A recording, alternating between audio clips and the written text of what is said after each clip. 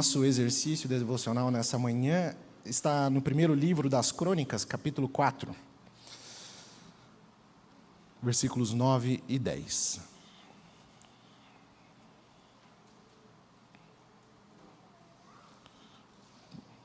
Primeiro livro das Crônicas, capítulo 4, 9 e 10.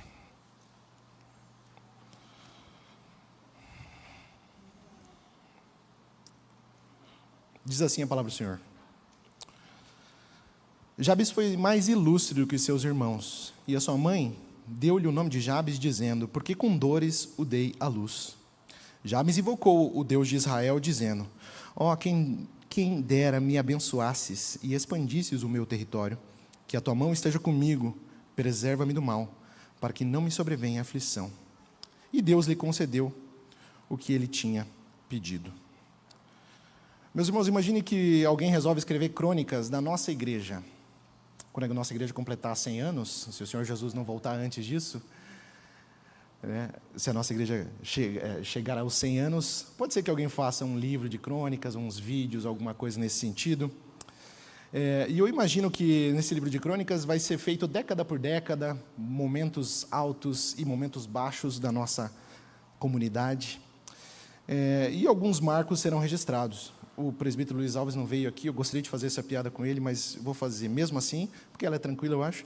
É provável que ele estivesse em todas essas décadas. Depois eu faço essa piada para ele. Mas e você? Se a sua vida fosse narrada desse livro de crônicas da nossa igreja, como você gostaria de ser lembrado? Qual parágrafo? Porque aqui nós vimos que Jabes teve um curto espaço na Bíblia, 2 versículos.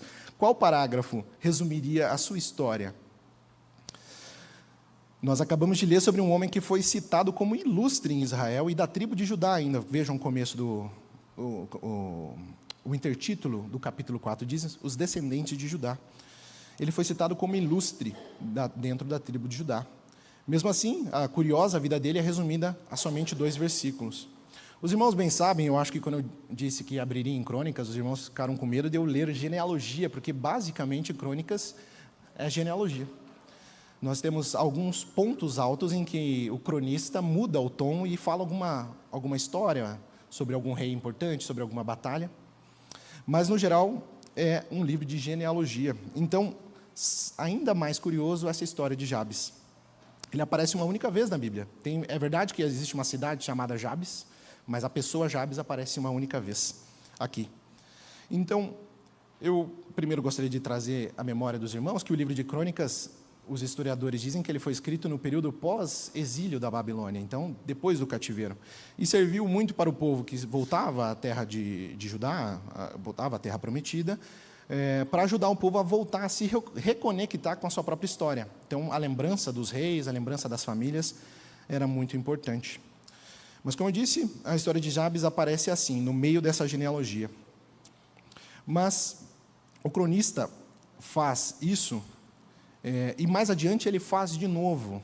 Vejam comigo, por favor, no capítulo 5, 19 e 20, o cronista também falando ali da história das tribos do leste, especialmente dos filhos de Ruben, no capítulo 19 e 20, narrando uma história de guerra, diz assim, fizeram guerra aos agarenos, a Getur, a Nefis e a Nobade. Foram ajudados contra eles, e os agarenos e todos os que estavam com eles foram entregues nas suas mãos, porque na batalha clamaram a Deus, que lhes deu ouvidos, porque confiaram nele. Como eu disse, então, nós temos aqui um texto em que os autores têm uma clara intenção de conectar o povo com a sua história, mas também destacar pontos altos, pontos interessantes de alguma desses personagens. Mas esses pontos altos e pontos interessantes são exatamente momentos em que a pessoa em si, Jabes, por exemplo, demonstra confiança no Senhor e faz um clamor sincero ao Senhor. Por isso, se você ler o livro de Crônicas, não passe com pressa, porque ali pode ter um exemplo, como nós vemos aqui em Crônicas. E esse primeiro ponto, destacando exatamente a vida de Jabes, eu diria para os irmãos que ele é um homem que não se amoldou ao que lhe havia sido proposto. Por quê? O texto começa muito bem. Ele diz: Jabes foi o mais ilustre do que os seus irmãos. Mas se os irmãos observarem, na segunda linha ainda desse versículo, diz assim: a sua mãe deu-lhe o nome de Jabes porque com dores o deu à luz. Jabes foi ilustre. O resumo da vida dele é de ilustreza, né? Foi um homem honrado. Mas o começo da sua vida foi com estigma, que ele causou dores à sua mãe. Ele é um homem que gerou sofrimento. A mãe dele provavelmente deve ter sofrido muito no parto. E deu esse nome. Nós sabemos bem que, no contexto bíblico, os nomes carregam um significado. Eles, no sentido assim, de um sinal. Às vezes o Senhor mudou o nome de Abrão para Abraão, de Sarai para Sara. O Senhor mudou o nome de Josué, era Oséias antes, trocou para Josué. O Senhor faz isso. Muitas vezes os nomes carregam um significado. Então, no contexto bíblico, isso é muito importante. E Jabes tinha esse estigma, tinha essa questão negativa sobre a vida dele, que ele causou dores. Imagine você sempre ser lembrado porque causou dores à sua mãe. Ele carregou isso, carregou essa aflição. E é assim que muitos de nós pode se sentir hoje, não por causa do nome. Eu, pessoalmente, sinto isso por causa do nome. Mas você pode sentir por causa de uma condição da sua vida, uma limitação pessoal, seja de mobilidade do seu corpo, uma dor, uma doença crônica. Pode ser um desafio na sua família. Deus sabe o que você passa. Pode ser uma dor, um trauma, como eu disse, uma condição de saúde. Pode ser eu já nasci com essa característica. A minha história já está escrita assim. Ou pode ser uma percepção, estou novo demais para fazer isso, ou velho demais para fazer isso, ou não tenho tempo para fazer isso. Muitas características. Mas Jabes não se conformou com isso. Vejam os irmãos. A oração dele, uma oração linda, diz: quem dera me abençoasses e expandisses o meu território, que a sua mão esteja comigo, preserva-me do mal, para que não me sobrevenha aflição. Jabes, aquele que gerou aflição na sua mãe, clama ao Senhor para que não sobrevenha aflição sobre a vida dele. O texto nos fala que ele reconhece, o texto nos mostra, na verdade, que ele reconhece em Deus, que Deus é o único aquele que pode mudar a sorte dele, que já parecia determinada. Ele não buscou atalhos, meus irmãos. O texto é resumido e muito claro. O texto diz, ele invocou o Deus de Israel. Ele não buscou atalhos, ele buscou o Senhor. Ele não lutou com suas próprias forças, mas ele fez como o texto disse, buscou o Senhor. O fato de Deus ter atendido a oração de Jabes é uma questão muito interessante também, porque nós poderíamos simplesmente dizer assim, Werlen, então eu vou orar essa oração sempre, para que o Senhor me atenda.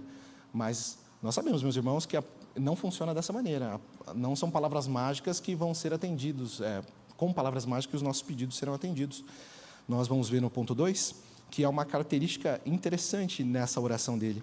Mas, por ora, eu queria que os irmãos prestassem atenção que ele não orou por uma ganância pessoal, uma ganância egoística, mas ele orou conforme as promessas que Deus fez na antiga aliança. E assim, nós trilhamos também este caminho, porque em Cristo nós recebemos algo muito maior que Jabes recebeu. Nós recebemos por Cristo, pela sua morte e ressurreição, acesso livre ao Pai. Nós temos, então, plena confiança para chegar no trono da graça, como diz Hebreus 4:16. Nós sabemos em Efésios que o Senhor nos abençoou com toda a sorte de bênção espiritual e que o Espírito Santo é o penhor da nossa herança.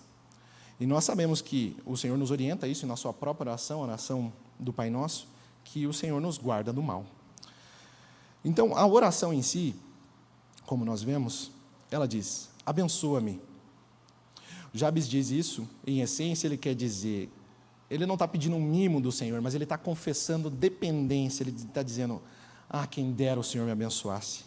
Senhor, eu preciso do teu favor na minha vida.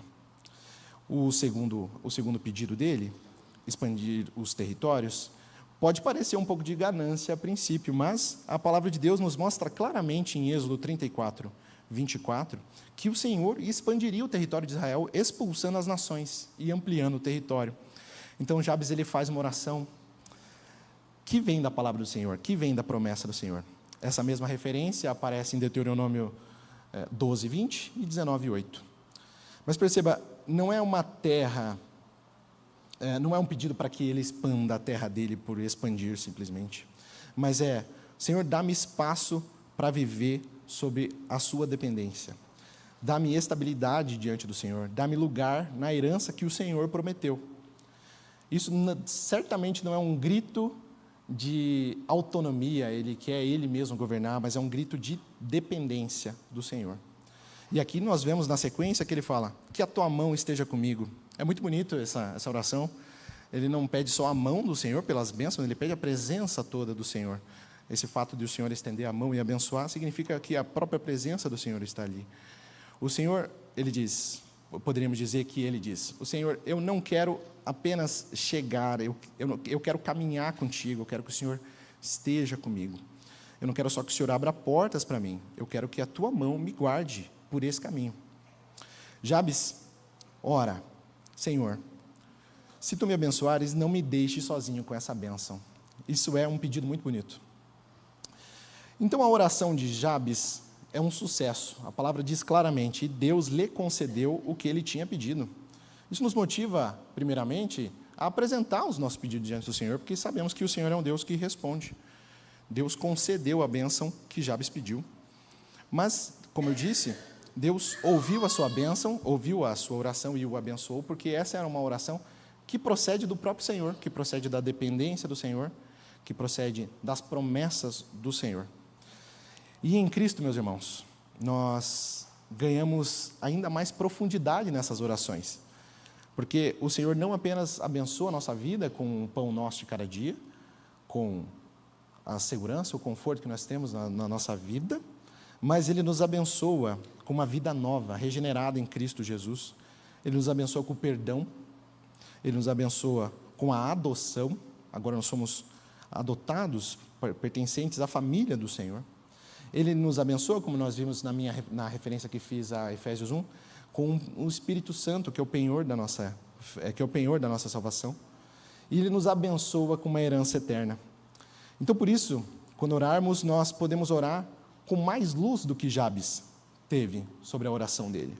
Porque nós podemos orar com confiança de que nós temos livre acesso ao trono da graça, como eu disse, fazendo referência a Hebreus 4,16. E podemos também descansar no Senhor, porque Ele é fiel e nos guarda do maligno. E aí eu volto então ao começo, o Salmo 67, porque a bênção nas Escrituras, como eu disse em seguida da leitura do Salmo 67, ela não é um fim em si mesmo, ela tem uma direção, um propósito. O salmista pediu ali graça para que Deus abençoasse, para que se conhecesse na terra os seus caminhos. Ou seja, a bênção de Deus para que o nome dele fosse conhecido. Ainda a conexão com o hino que cantamos, Vaso de Bênção, vai nesse mesmo sentido. Então, por isso eu volto a perguntar a pergunta que fiz na introdução, como é que você gostaria de ser lembrado? Eu tenho uma sugestão, que eu gostaria de ser lembrado dessa maneira. Não pelo meu nome, nem pela facilidade, nem pelas minhas grandes características ou meus piores defeitos, mas por buscar a Deus. Eu gostaria de ser lembrado disso, pela piedade, por ter buscado e firmado a minha esperança somente em Jesus, e a viver, para que o nome do Senhor seja conhecido. Essa é uma mensagem que nós podemos extrair desse belo texto, perdido no meio de genealogia. Perdido não, né? Bem escondido, é um ouro isso. É uma joia escondida no meio dessas genealogias.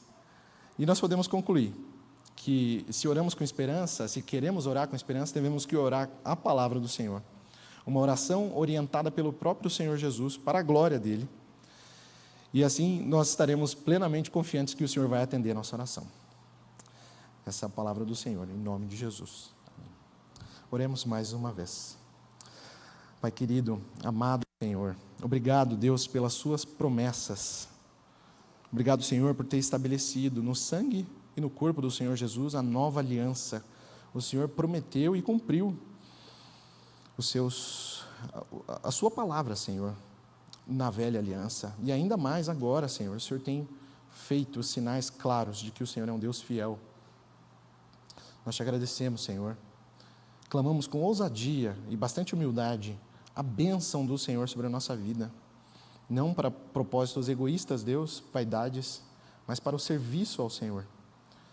Clamamos ao Senhor, Deus, também, que o Senhor nos livre do mal, nos livre das aflições, sempre que possível. Mas quando não for possível, Senhor, que o Senhor esteja conosco, que a sua boa mão esteja conosco em todas elas. Senhor, que estigmas que nós temos sobre a nossa vida, sobre nós, não sejam determinantes, ó Deus. Porque o Senhor é um Deus que muda a sorte. Quando o Senhor Jesus veio habitar entre nós com graça e verdade, Ele mudou a sorte do mundo, mudou o tempo. Nós contamos a data, nós reiniciamos a contagem do tempo depois que Ele veio. Então, Senhor, se o Senhor fez isso com o tempo, muito mais a nossa vida o Senhor faz, ó Deus. Nós agradecemos pela regeneração, agradecemos pelo perdão dos nossos pecados, pela presença do Espírito Santo na nossa vida. E clamamos ao Senhor, Deus, abençoa-nos para o Teu serviço. Em nome de Jesus. Amém. Convidar a minha querida irmã Kelly.